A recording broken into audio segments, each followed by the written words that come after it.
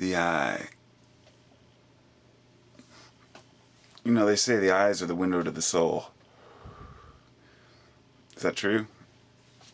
I don't know. But interesting thing about the eye is that it's not really directly connected. But the information that's passed through your eyeball and the lens and the cornea and down the root, and then picked up by your receptor cells and photoreceptor cells, I guess, and then the image is flipped back right side up within your brain, that you actually perceive the image upside down. It's just fascinating stuff, but it's just one connection we have, I guess, with our environment around us is through sight, and it's really the most prominent one for those who have vision, of course. And we know that there's also synesthesia, where we have, which often happens on psychedelics, where two senses are crossed, where you might hear colors or see sounds. And I've had that before, but some people have it permanently. But when your sight is diminished, your hearing enhances. That's why people hear better at night, and that's why people who are deaf can be much more sensitive to touch or smell, and vice versa. So what's interesting to me is that the eye takes that information that we perceive in the environment around us, flips it upside down through a lens, picks it back up, and then processes it for us. And while we perceive our whole environment around us, and while we might think that we pick up on everything, which we do, you know, when a person, for example, looks at a road sign and they see a number 444, and they're into the triple digit numbers or something at the moment, it might be just a totally random thing that they glanced at. But subconsciously, your brain is picking up everything within your vision, even your peripheral vision. So when you're staring straight ahead, you're looking and you're seeing everything, but only in your subconscious. So when you glance at something, you may very well have already known it was there. You were just consciously observing it. Your mind was leading you to it. And that's how vision works. As a majority, people can't really pick up anything, which is amazing. You really can't see any more than you can see directly in front of you. What you're looking at the moment. And although you do have your peripheral vision, you don't use it as much as people think. You subconsciously pick up. Your subconscious is totally separate from your conscious. So you're absorbing everything. It's just like when you flip through a book. You're absorbing every page. You're reading it all subconsciously, but not on your conscious mind. And it's important to keep the subconscious and conscious separate, because subconscious drives a lot of our actions without us knowing it. And if we were consciously aware of it, we might consider it too long and perhaps not act appropriately. So our subconscious can be our saving grace to an extent, but it can also be a detriment. It can be very detrimental if we tend to, say, when I was mentioning how you pick up those numbers, the 4/4s or the 5/5s, double digits, you know, special numbers that you may see because your subconscious saw it and led you to it. Now, this is also like a lot of the things that folks see in the world, like around them, you know. I'm trying to think of an example without dismissing any belief systems, because let's take orbs or UFOs, for example. And there's the average person who's just cruising home, not thinking of it, and then they see a UFO. It could be a life-changing event. You know, I do believe in extraterrestrials or UFOs, and for the most part, I still haven't seen one myself, but it seems reasonable to me. So the person sees that, they either keep it to themselves because they don't want to be ridiculed, or they try to tell everyone about it and nobody believes them. Or if they do believe them, they just kind of say, oh yeah, that's great, that's interesting, but you can't express it to them. Then there's the folks that claim to see UFOs or orbs all the time. And there's two possibilities here. Either A, they could be actually more sensitive, extra sensitive to these things, and truly seeing them. Or B, they could have convinced themselves they see these things, therefore they're picking up everything out of their peripheral vision that would appear to be something different or interesting, and their brain's processing it as what they see. And that might sound far-fetched, but it's not. It's psychologically, there are terms for it, and in psychology there's a large study done on how people, many studies done on how people perceive and process information according to what they expect to see. And this is completely separate from observer effect, which would be like the fact that when people are viewing a photon, it could be either a wave or a particle, depending on how it's viewed. Or quantum tunneling, quantum non-locality, where you have, on the quantum physics level, that's totally different than this. This is seeing what's there and attributing your own thoughts to it, your own belief system around it because it's misunderstood. And there have been, like, numerous stories in history of people seeing things in mass, whether it be a mass hysteria or an actual sighting of something, where the people viewed it as what they expected to see. And this is why when you look back into UFO stories, my thought is that if say extraterrestrials have been visiting the Earth for a long time, which they probably have, and I don't know if they're extraterrestrials or interterrestrials from within the planet. I don't know any of that, but I know that if they were visiting, then their UFOs today compared to the UFOs that people drew in the 50s or took picture of in the 50s would be much more similar than a tin can compared to a highly evolved UFO. My point being that people's picture and view of a UFO has changed as the times change, and people see what they expect to see. Now they've seen pictures of what a UFO should look like, so that's what they draw. Or if it's a fake picture, let's say, which a lot of them were back in the days, it would look like this tin can like UFO, because that's what people had been brought up to believe a UFO looked like. So my point being that I don't deny that the UFOs were landing and people were seeing things, but it's interesting how the UFOs in the movies almost identically match the UFOs that were actually seen by people and photographed. So could that be a manifestation of our own desires or our own perceptions, Or could it just be that the aliens had just designed UFOs in the 40s and then all of a sudden they got better at it? No, that's of course not going to be, anybody who had traveled to this planet would not, some of the pictures of the UFOs from the 40s, 50s are obviously not what we would use. Could have been Hitler's, he had been working on flying discs, I don't know, and I don't claim to. Excuse me. My only point here is that the eye picks up things that we're not quite sure what they are, so we process them in a way that's conducive with our what we're familiar with. Kind of a comfort zone sometimes, We block a lot of it out too. But for example, in ancient times, they would talk of flying dragons, in China. The breathing fire, flying dragons. We know that there probably weren't flying dragons, but perhaps they were UFOs. But it leads one to ask, why did they call them flying dragons as opposed to, a disc or a ball or energy? It's the association that a mass group of people puts on something because the dragon was very important in their lore.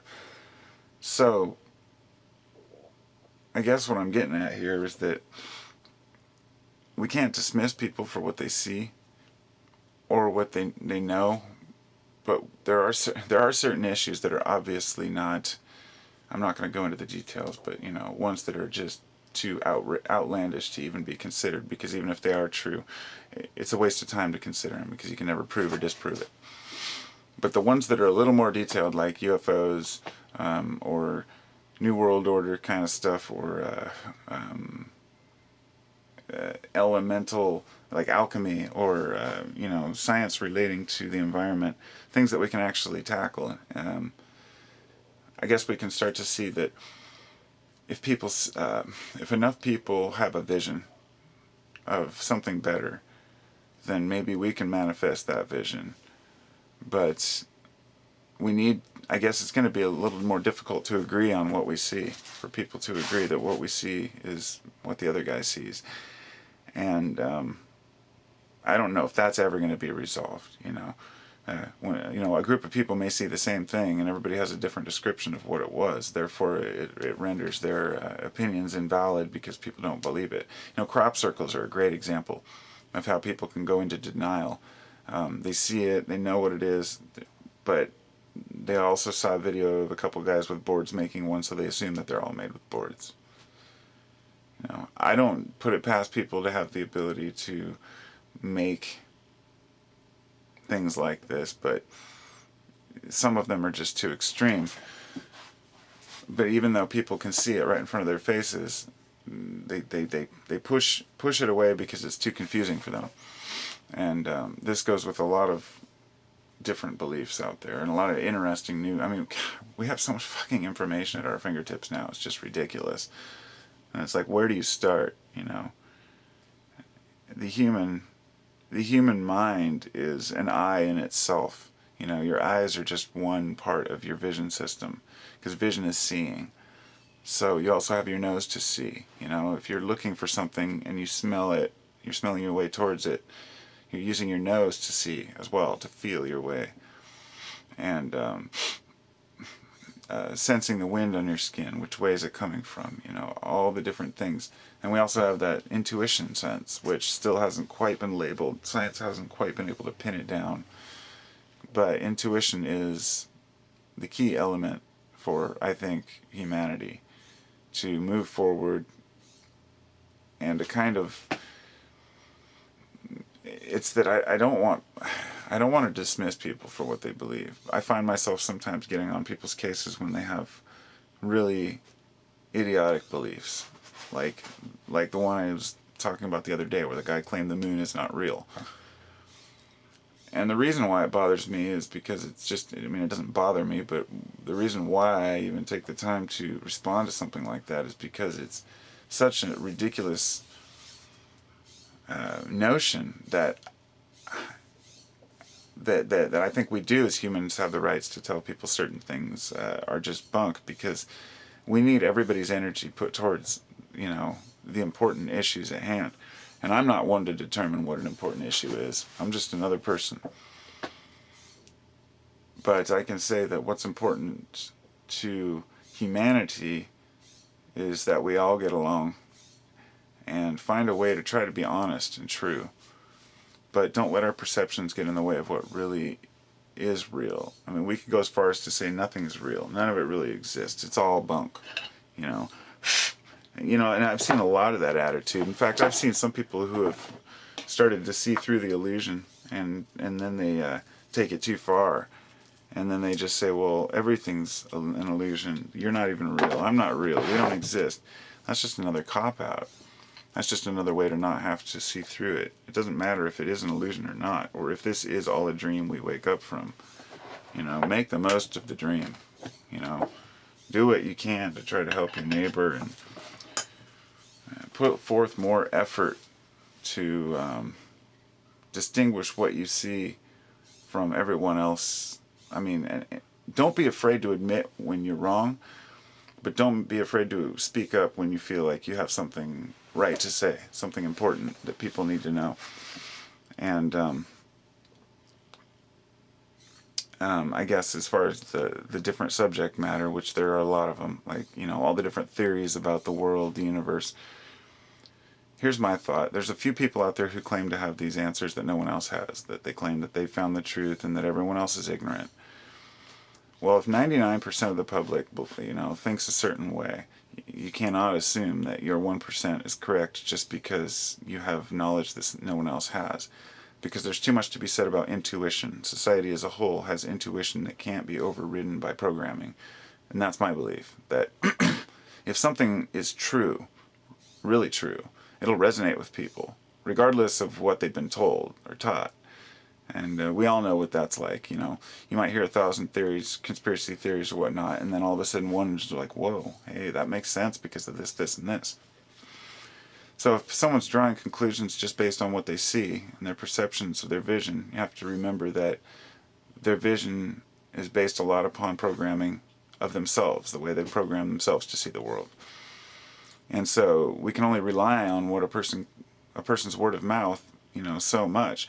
Now, if a whole bunch of people come forward and say they saw UFOs like they have, then you can pretty much assure that there are UFOs out there, that, that all these people in groups aren't lying. But if one or two people start posting, theories that, they found, I guess the moon one is a good one, that the moon isn't real, or that the earth is hollow. That's a good one, because still no one's proven to this day that the earth is truly hollow, nor that it isn't. I mean, it's just one of those things that's not really worth the time. It goes back to ancient stories, and I know a lot of people are probably out there like, what? Hollow earth? I've never even heard of that, because a majority of people haven't. But the groups that have are so adamant about believing it that they think everyone else is just ignorant. And perhaps everyone is. But this is the thing. It turns into an argument.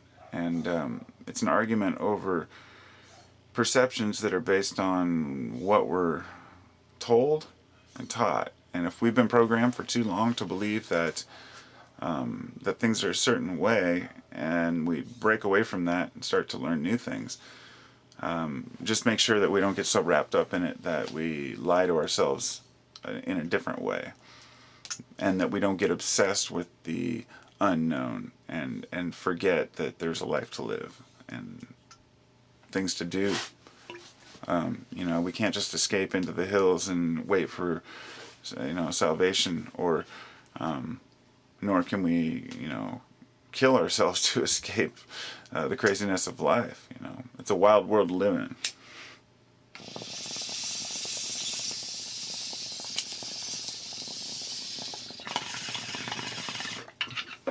We've come a long way with what we think is important, and I think that society is finally coming to a point where we can associate and pass on our knowledge to one another without feeling persecuted or ridiculed.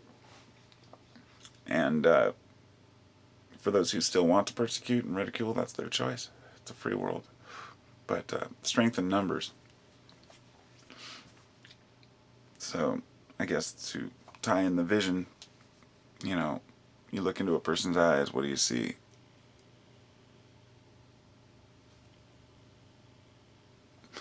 Try this. Go into the mirror sometime.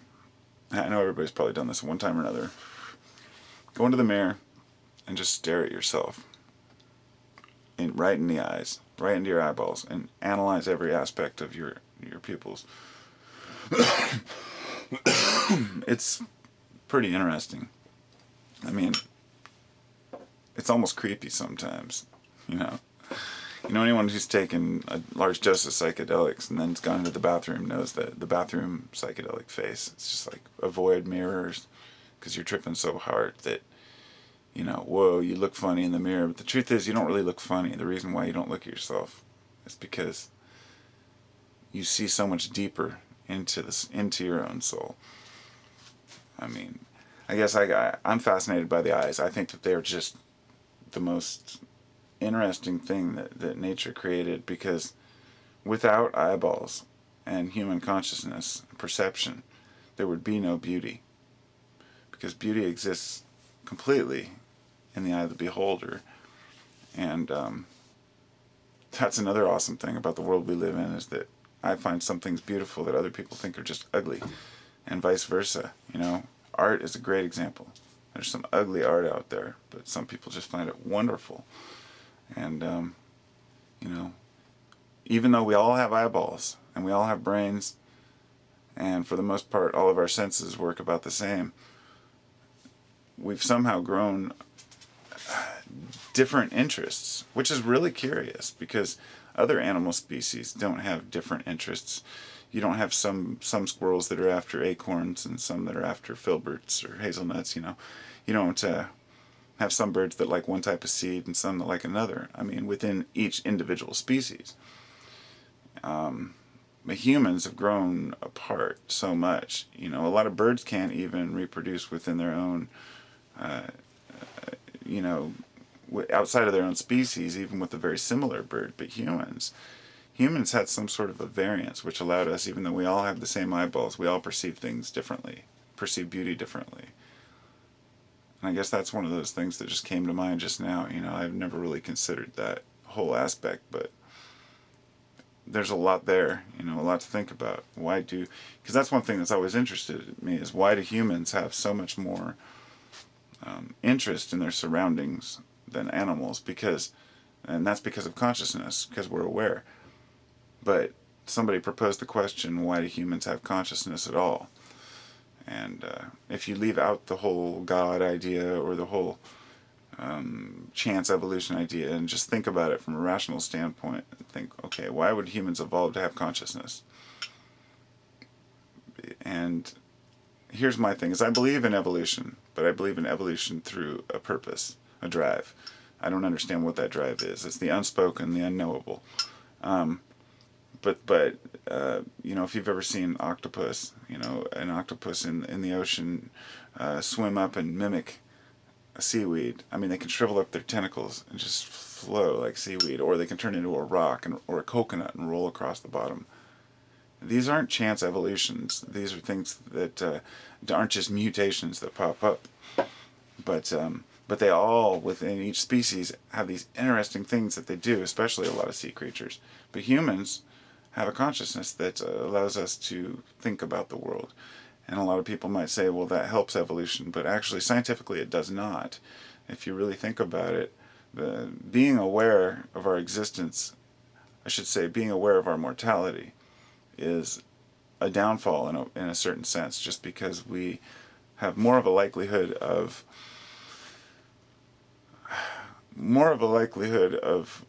getting less done or being depressed. Depression is strong, especially when people get into their 30s and 40s. Why do they get depressed? Because they've lost that youthful exuberance, and they're not quite old enough to deal with death yet, so they're still processing the fact that life is rough, that you've got to live and you've got to do this for a long time. And that's where a lot of midlife crisis comes from. I mean, shit, I almost had one when I was about 30. I started thinking about death and the fact that I was going to die. And I thought, I've got a lot of years ahead of me. I got to process this now or I'm going to be screwed. So I did. And here I am today, still considering it always. It's one of the fascinating things. But the fact that humans can consider their own mortality is stressful to the human. So therefore, in evolutionary standards, it would be possibly a negative aspect of humanity. That it could prevent evolution due to, or not just evolution. Here's my thought, is that, how humans are destroying the planet because of our awareness, because awareness makes us want more. And here's my thing in a nutshell. We fear death, therefore we try to gain material goods in order to pacify our lack of understanding. And then we die realizing that those goods were nothing. So how could that benefit us? Because what we're doing is stripping the earth of everything to try to take more and more and more to make ourselves happy. But deep down inside, we know that's not true. So people ask, where's this God to tell us the truth? And people say, well, it's in the Bible. And then other people don't believe the Bible. None of the books are good enough. It takes human will and a little bit of focus towards becoming better each day, day by day, through trial and error and not giving up. And there's got to be some benefit to having this consciousness. That's my whole point, is that if we evolve to have it, whether nature, God, whatever gave us this consciousness, there must be a reason we have it. And it's obviously not to dominate or to make money. It's obviously for something more interesting. And a lot of folks may say ascension, or the root cause of or goal of humans, which is to care for one another and help and to love. And people say love is the answer, but what is love? And then some people say that just helping one another is why we're here. Why are we here to help one another? Why not just have one another at all? Why not just have people that don't need help? Why have people just to help people if we don't need people at all? And these are the philosophies that people go over and over in their head. And you come to the conclusion, or I come to the conclusion, that after years of thinking about it, that humans have a reason for being here, and we have a reason for being where we're at now. All of this turmoil and different perceptions and ideas about life have come up to this point right now. And we can use it. And the only thing I can think of, the only thing that I've been able to really, I guess, take to heart as being maybe a reason that we've developed all this New Age technology is simply for the internet. Because the internet could simply be a step for all of us to learn how to communicate with one another, and then eventually we might not even need that at all. But I'm going to say that no matter how advanced past civilizations were, whether they could communicate telepathically or not, I don't know if any of them ever had exactly what we have today. Probably not. It's probably always different types of advanced civilizations. Theirs was probably better. But the fact is, we have the internet, which we have all of our information on, where we can discuss issues and learn about things. So, when our perceptions are questioned, we need to question ourselves. And when we resonate with something, we need to embrace it and learn more about it rather than push it away because it doesn't fit with our current paradigm, our way of thinking. And I think if we can do that, we can all move forward as a species and utilize all the negative things that have come to fruition to this point and turn them into something positive that we can all gain from. So, it's all in how you view it. It's the eye of the beholder. And if you made it through this, thanks for watching. Maybe we can all make a difference. And I love you all. I really do. Namaste. And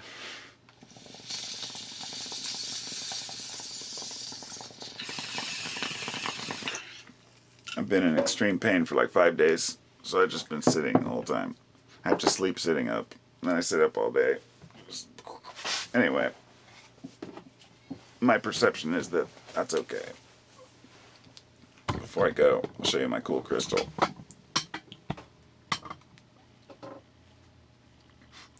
This is a piece of calcite with fluorite attached, fluorite crystals, and a bunch of like granular hexagonal or octagonal type smaller white fluorite crystals with a whole bunch of pyrite on it. Is that beautiful or what? I kind of wanted to throw something in the video about that because I wanted to say that, you know, that's another one of those perception things. A lot of people say crystals are healing, crystals will do this, crystals will do that.